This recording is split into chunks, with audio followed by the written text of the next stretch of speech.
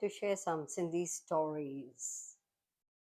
Partition, edited and translated by Rita Kothari.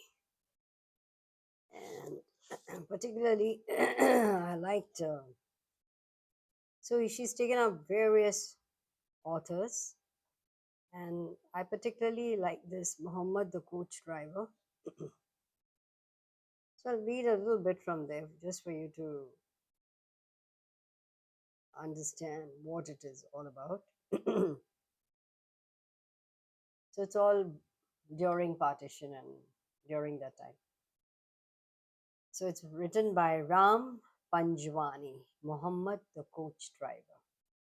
Partition had not yet taken place, but it had been planned. The Hindus of Sindh were downcast, the Muslims overjoyed. The moment the partition resolution was passed, the Muslims of Sindh had become blatant in their ways, for they assumed they were going to be lords now. Human beings take refuge in hope. The Sindhi Hindus had hoped that they would be able to continue to stay in Sindh with diminished status, perhaps. Along with hopes, the Hindus also had apprehensions.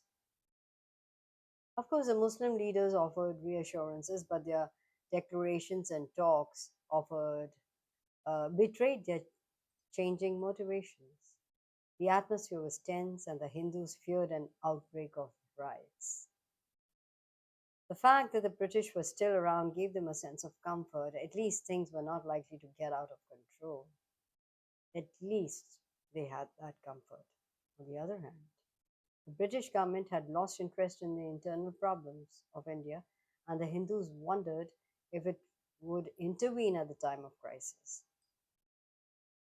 So, this is about a cold winter evening in the month of December. My friend Nehchal Das was hosting a party at the Karachi Club Annex C. He had left for the club and left a message asking me to join him. At 7 a.m., while I was in the area of Gadi Kato. I thought I would hire a Victoria. Victoria is like a Tonga. It's with a horse-driven cart, and reach the club. I'd hesitated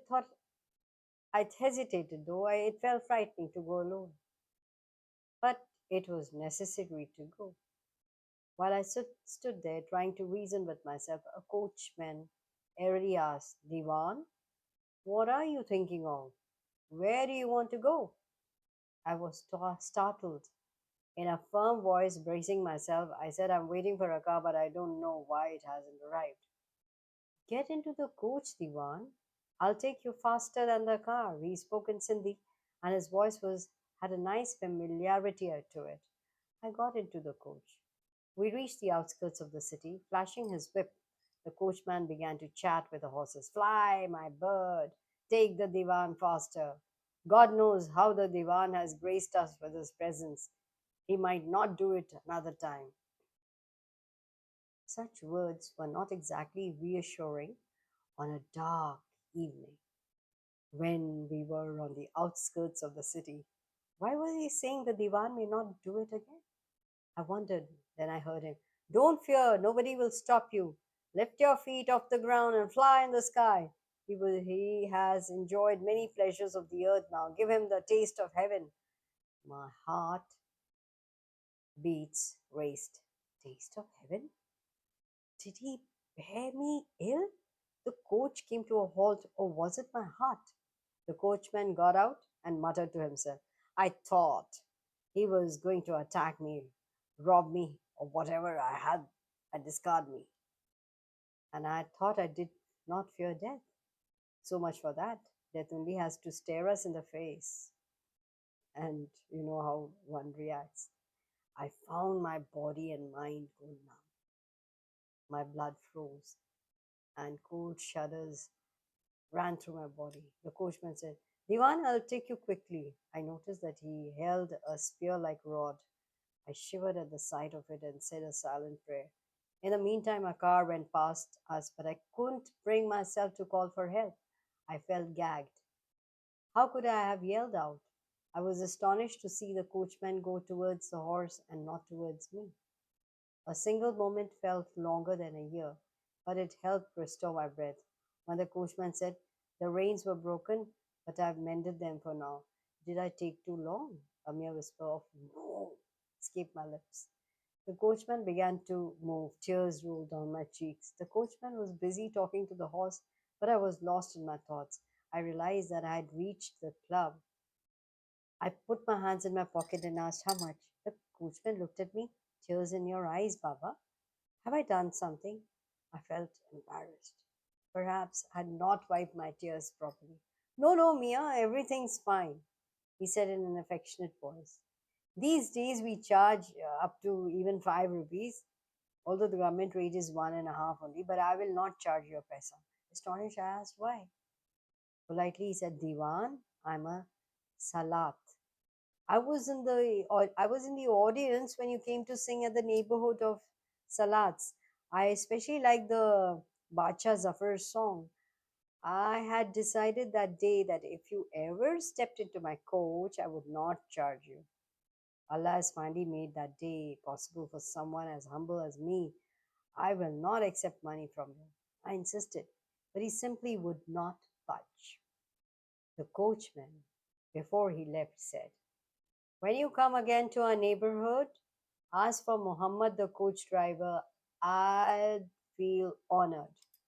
The coachman went away, but I stood there feeling miserable. How could I have doubted the intentions of such an affectionate, humble person like Muhammad?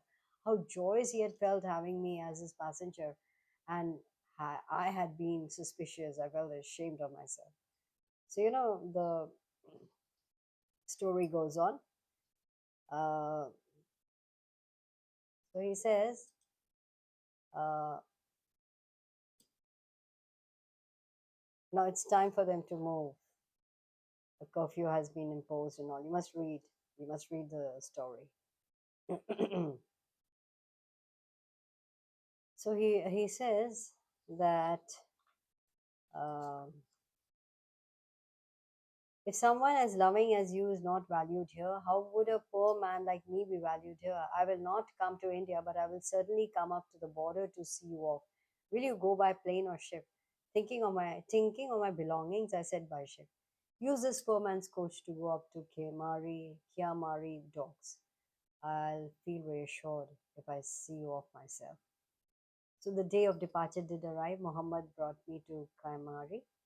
I took down the belongings from the coach and offering a salam and said, "May grace follow your footsteps. May Allah give you a long life." I was carrying a sandalwood walking stick with me. I offered it to him. "Keep this as my parting gift." Uh, he said, shutting his eyes, he inhaled the fragrance and said, "I'll never forget you. But Diwan, I have a request to make." "Yes, Muhammad," I said. "When you reach India and recall the atrocities committed by Muslims, do please remember the poor Muhammad, Diwan. All human beings are not alike. All Muslims are not bad." I gathered my poor Muhammad into my arms. "My brother Muhammad, you're such a good human being." And they were sobbing. You must read. And there are so many other such stories. So I would like to show you that this is a book that I picked up from. These are Unbordered Memories and these stories of Partition. It's a Penguin edition and it's edited and translated by Rita Kothari. These are the contents of the short stories written by different Sindhi writers for you to see.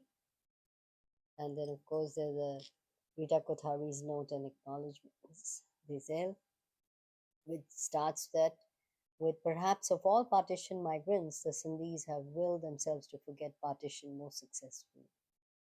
In fact, the nostalgic emotion so freely expressed by literary writers in this volume contrasts with a matter of fact dismissal of nostalgia and recall by a large number of Sindhi businessmen. She writes that I grew up speaking Sindhi, a phenomenon not so common in the generation after mine. She says that I'm away from Sindh in the city of Ahmedabad, where I live. A flight of Karachi takes less time than flying to Bombay, she says. But arbitrary and tyrannical borders have made Sindh inaccessible to me in more than one. So here you have the ISBN number, and here they write that if partition changed the lives of Sindhi Hindus who suffered the loss of home, language, and culture and felt unwanted in their new homeland, it also changed things for Sindhi Muslims. The Muslims had to grapple with a nation that had all suddenly become unrecognizable and where they found themselves to be second class citizens, not used to the Urdu, the mosques, and the new avatars of domination. They were bewildered by the new Islamic State of Pakistan. Sindh as a nation had simultaneously become elusive for both the communities. So you must read and find out what it is.